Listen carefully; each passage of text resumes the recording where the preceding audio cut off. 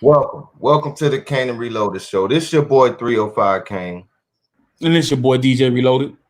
Before we get started, need y'all to like, subscribe, hit that notification bell so you can get notified when we go live. Make sure you share the video to tell your friends and family about us so we can continue to grow and we can get this good word out there to you. Now, before we get started, tonight's topic is about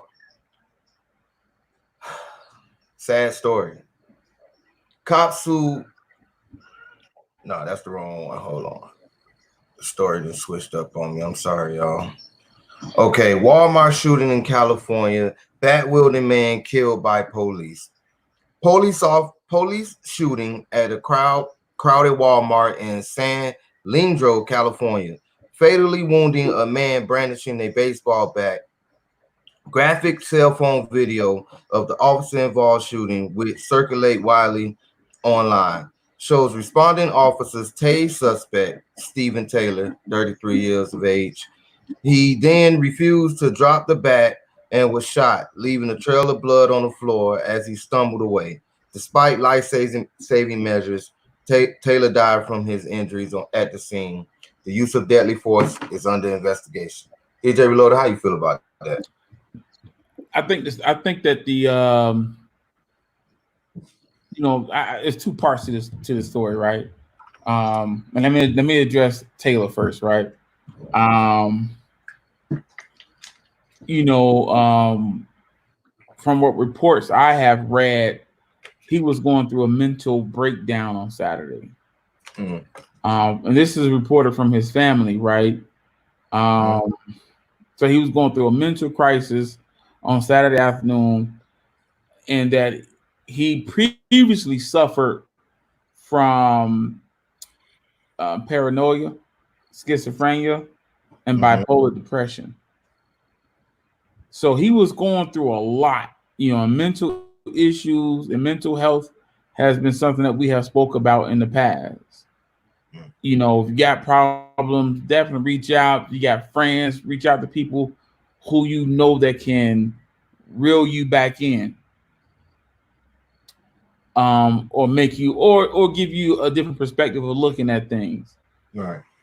Also, the bat that he had, right? And this is, what I'm saying, I'm gonna attack that right off bat, right? Boom. He had a bat in his hand. He did have a bat in a position as if he was gonna swing it. Officers did ask him to drop the bat several times, right? He didn't comply. And it led to an officer tasing him. Once he was hit with that taser, he started backing up. He didn't drop the bat, but he was in more of a retreat mode, and he kind of started trying to, posturing himself in a defensive posture at that moment as well. That moment, the second cop on the scene fired a shot. That shot then caused Taylor to stumble backwards, dropping the bat. And this is where the police officer lose me and all credit and anything they can say after this moment. To me, I feel like it was murder. After he dropped the bat and put his hands in it and put his hands up, he shot him again, and he collapsed to the ground. Now, I don't know if there was a third shot I heard. I'm gonna post it to the Facebook. Somebody please help me and correct me or help me identify if that was a third shot. So at that moment, he backed up, put his hands up, and he was already turning around in a retreat posture. Another shot came in, a fatal shot came in, which ended his life. By the way, the first shot he was hit in the chest area by the first shot, according to reports. And there's an investigation, like you said, what's going on, that's been taking place. Also, they said the Walmart hasn't been open since the incident. I mean, I gotta side with the family, right? I think this is murder. I'm tired of hearing people talking about police training we got to get over that, right? I think that this is police training. Mm, When you see, like I said, we was talking earlier about incidents that happened in the past, mm-hmm. right? One with I'm saying, the black guy helping out this handicapped boy, and the black guy was on the ground complying, both hands in the air. What happened to him? You got a shot. To me, and it was a couple of years ago where a police department was busted for using um, targets that looked like individuals probably been arrested before, black males, right? Mm-hmm. We got at some point we gotta come to a conclusion that this is how police forces are training individuals. Mm-hmm. I also heard from from people as well that correction officers are trained to be aggressive towards black males as well. Mm. So we got to understand that this is the training, and we're saying that why couldn't you do this? Why can you do this? I felt like the young man was in a retreat mode. After he was shot the first time, he was gonna listen to anything they said to him. And I'm gonna post the video to the Facebook again. Please, if you see something different, check me, please. How you feel? Well, what disturbed me the most about that video was how calm that situation really was. Now, people may say police shooting, he had a bat, the situation was calm. But if you was to look at that video and not look at the situation that's going on, but look at the surrounding situation, nobody was in panic. Nobody was in fear for their life. Nobody was acting like this man was going crazy in the store on them.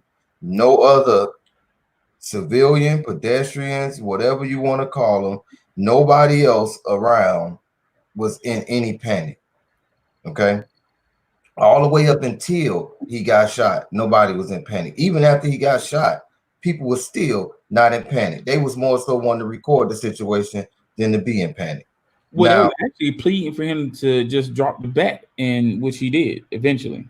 of course, but that's what I'm saying. Nobody was in frantic thinking or in the feeling of he's trying to attack innocent people or harm someone. He was Okay. actually, if you watch the video, just standing his ground against the police. Okay, of course, that's a topic for. It's two of y'all. One of him, y'all could have rushed him and tackled him, did all type of things, and put him under arrest, or waited for backup to come, and then y'all surround him, take him down. Now, on top of that, the calmness of the police officers. They wasn't retreating and acting like he was threatening their life. They was walking towards him when they fired the shot. They was going towards him because, like you said, he got hit with the taser. He ended up getting into like more of a "you come close to me, I'm gonna hit you with the bat" type of situation. It wasn't a "come here, let me hit you." It was a "you come over here, I'm gonna hit you with this bat. Leave me alone." One of those type of postures and situations with him, from what I saw. And then he gets shot. He's dropped the bat. He's already, like we talked about, at least 6 to 8 feet away from the police officers at this time. And as he's turning and walking away, you shoot him again. And you can see, I believe the first shot is what really hurt him, because he was, man, blood was leaking everywhere from the first Right. shot. You know what I mean? From I think the first one took him out. And the second one, I think, was just a nail in the coffin. And even after they shot him, they approached him in a calm manner. They didn't approach him in a you when you see most police officer shootings, you hear them still screaming, "Put your hands up, put it down, put your hands up where we can see them." They doing all of that even though you shot, right? These officers walked up to that man like he was like they knew they what they did, and they was calm with it. And if you watch the video, you can see the calm demeanor of them officers, and it really just that disturbed me most out of all of it. The intent of that was not to subdue the subject. The intent of that was, you don't listen to me, I'm gonna show you better than I can tell you. Mm. I mean, I just like to say, man, for black men out there, You do have value. Um, you get yourself in a situation like this, just comply. You got family, you may have kids, you got someone who's dependent on you, who want to see you walk through the door every day. Um, it's definitely a tragic, a sad situation. A family lost a son. I don't know if he have kids, but my thoughts and prayers are with his family. Um, and again, I'm not shaming police officers. I'm not I'm not bashing police officers as well because when most people go to work, they want to come back home the same way they left. Yes. Um, I mean, even though the police officers were calm, they're once you take somebody's life, you're never the same person. Mm.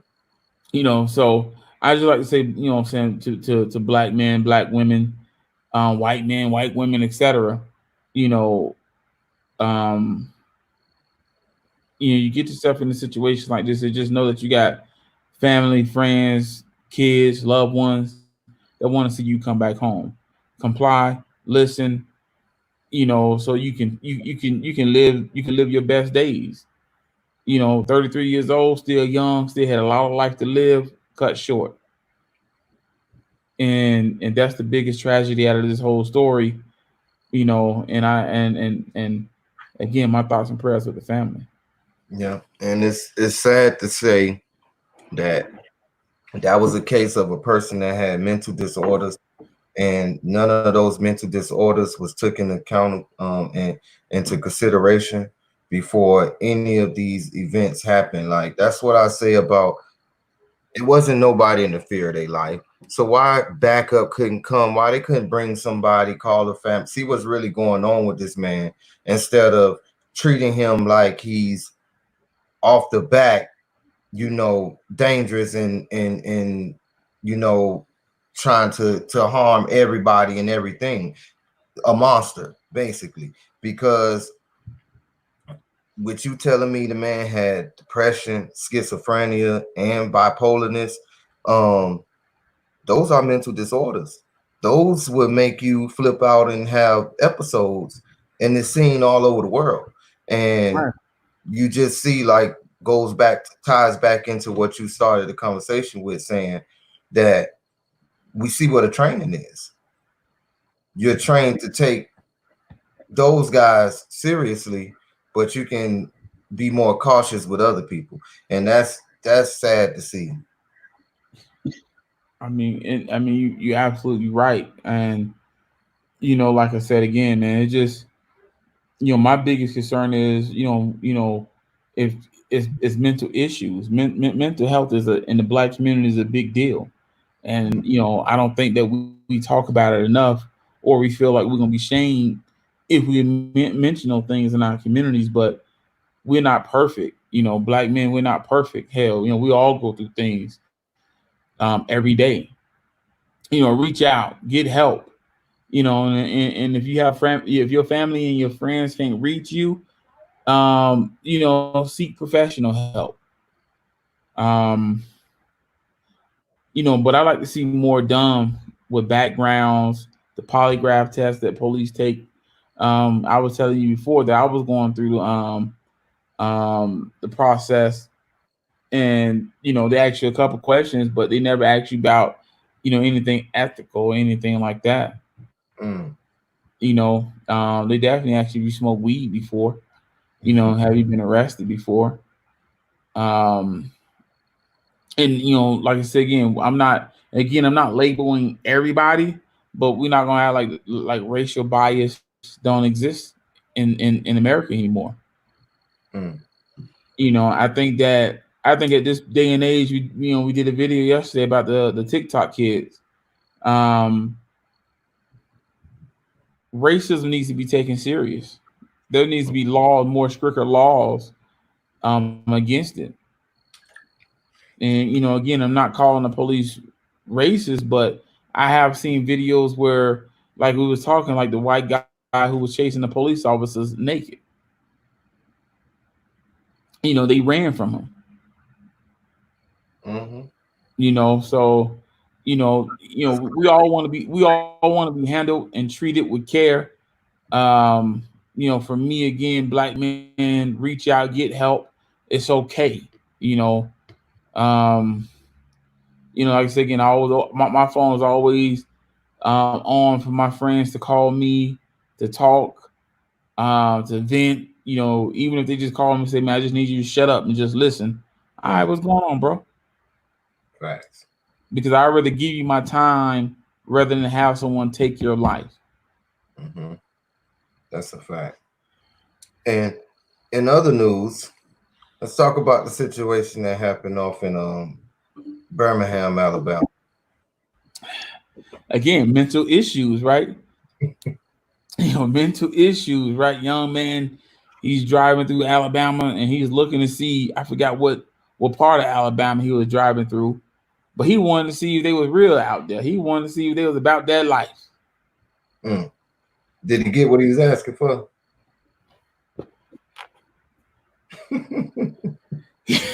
He wanted to see if they was about that life. Like I said, mental issues is a big thing, right? So after he got shot, he drove for probably about a good 3 minutes on Instagram or Facebook Live, telling them where he was going, Why they was chasing him? why they were chasing him, and then he started pleading and letting people know how he loved his son. If you love your son, be home with your son. You're very valuable to your kids. You know what I'm saying, black men. I gotta. I'm not beating up a black man tonight, but yo, you're valuable to your kids. You're Superman to your kids. Mm. You make them light up. That's why it's so important for us to be in our kids' lives, because we're very important to our kids.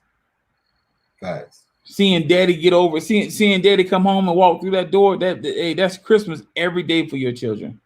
Facts. So for him knowing the lifestyle he was trying to live and it was catching up to him, when he said, "Oh, don't let my son play with no toy guns," I lost it. I lost it because you're trying to get this 5 minute instant fame, and go viral, and you got caught up in a real situation. Mental health in our community is big, man. We really need to talk about it, man. Hmm. And like you say, I have never, that saying what people would do for likes is so true. Because to me, that whole video, he was trying to get clout off somebody killing him. Right. How can you get clout off getting killed? I'm confused. The man, the man was proud that they shot him up. Mm-hmm. I never seen nothing like that before in my life. That he went with no intentions on shooting back because he Mm-mm. didn't shoot back. He went, got shot up, and was bragging to whatever live he was on that the people who shot him up was really about that life. Yeah. What? Yeah. What? You confused. I'm confused too. Okay, that Yeah. just makes no sense to me. And to me, man, like you say, black man, we are valuable. And it's tragic enough that the today's topic started off with someone else taking another one of us brothers off the street, to a topic about one of our brothers proud that somebody's killing him. Yeah. I don't understand that. That was crazy to me, I mean, and it's sad. I It's mean, we sad. gotta we gotta reach out and do a better job as a community, as men, to get help. I mean, I know a lot of us don't want to admit it, but it's no shame in being weak mentally. It happens to the best of us. To the best of us. So, is if you got problems, you got things going on, it's eating at you. If the people who you in constantly contact with every day, they can't help you, try to get help, black men. And Facts. it's okay to ask for help. That don't make you weak. It actually make you strong. Facts. And with that being said, listen, guys, black, white, brown, yellow, purple, don't matter, man. If you got issues, go get those figured out, because we don't need to lose lives, yours or others, over situations that could be helped. So go and seek that help. Like DJ Reloaded said, it doesn't make you weak. It doesn't make you less of a man. It actually make you better of a man. It makes you a stronger man because you decided to go get that help to improve yourself and make your community better, and you as a citizen, a better citizen yourself. So let's reach out to those that we feel that need help, and let's reach out for the ones that you feel you need help. Reach out and get that help. And this has been the Kane and Reloaded show. This your boy 305 Kane. And it's your boy DJ Reloaded. Don't forget to hit that like button to boost our algorithm up in the YouTube to get us pumping out here. Hit that comment section and let us know how you feel about the situations. And make sure you share it and tell your friends and family about it. Facts. Peace and love, family. Peace and love.